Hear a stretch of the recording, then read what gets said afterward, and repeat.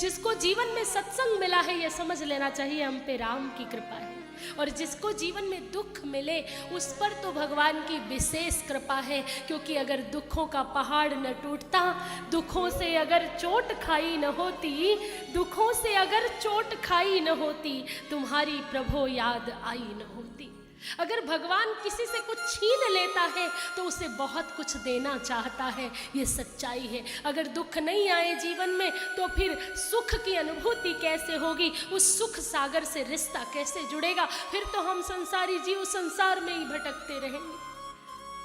तो जो परमात्मा का जो सबसे प्रिय होता है, वो परमात्मा उसे ज़्यादा दिन सुखी नहीं रखता। इसलिए भक्तों की बहुत परीक्षा होती है। किसी ने मुझे कहा, दीदी जितनी भी देखो भक्तों की परीक्षा क्यों होती है? जो पुण्यात्मा लोग हैं उनकी ज़्यादा परीक्षा होती है, वो ज़्यादा उनको परीक्षाएं देनी पड़ती हैं, कष्ट भोगने पड़ते हैं, बार बार उनके जीवन में दुख और कठिनाइयाँ आती हैं। ऐसा क्यों? तो आप सब ने परम भक्त कुंती माता का नाम तो सुना होगा। कुंती के जीवन में कितने दुख आए, विपत्तियां कितनी आई। जन्म लेते ही दूसरे राजा के पास गोद दे दी गई।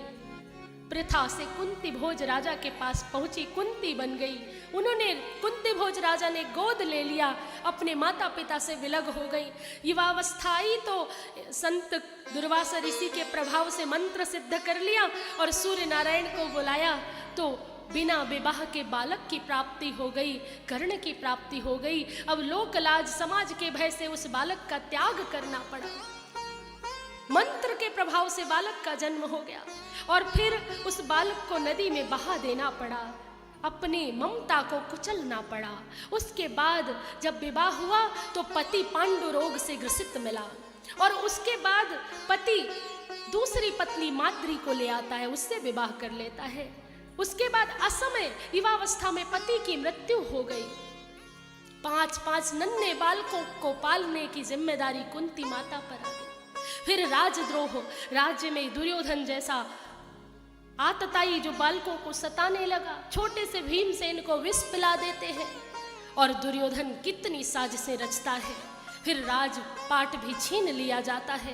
पूरे जीवन कष्ट झेलती रही कुंती माता, पर प्रभु ने जब कहा कि बुआ कुछ मांग लो, जब पहचान गई हो कि मैं भगवान हूँ तो कुछ मांग लो, तो कुंती माता से भगवान ने जब मांगने को कहा तो कुंती ने आंचल फैला दिया और कहा, नाथ मुझे कुछ नहीं चाहिए, अगर तुम मुझे कुछ देना ही चाहते हो तो मेरी जिंदगी में दुनिया भर के दुख दे दो, मेरी झोली में तुम कष्ट डाल दो, दुख डाल दो, क्योंकि मैं जानती हूँ जब दुख होते हैं तो तुम साथ रहते हो और जब सुख आते हैं तो तुम साथ छोड़कर चले जाते हो। जब तक लाक्षागृह में बालकों को जलाया गया, जब तक परीक्षाएं होती रहीं, अज्ञातवास के समय भी आप हमेशा साथ खड़े रहे। और आज जब युद्ध जीत कर मेरे पुत्र हस्तिनापुर के राजा बन गए तो आप द्वारिकापुरी जाने की बात कर रहे हैं।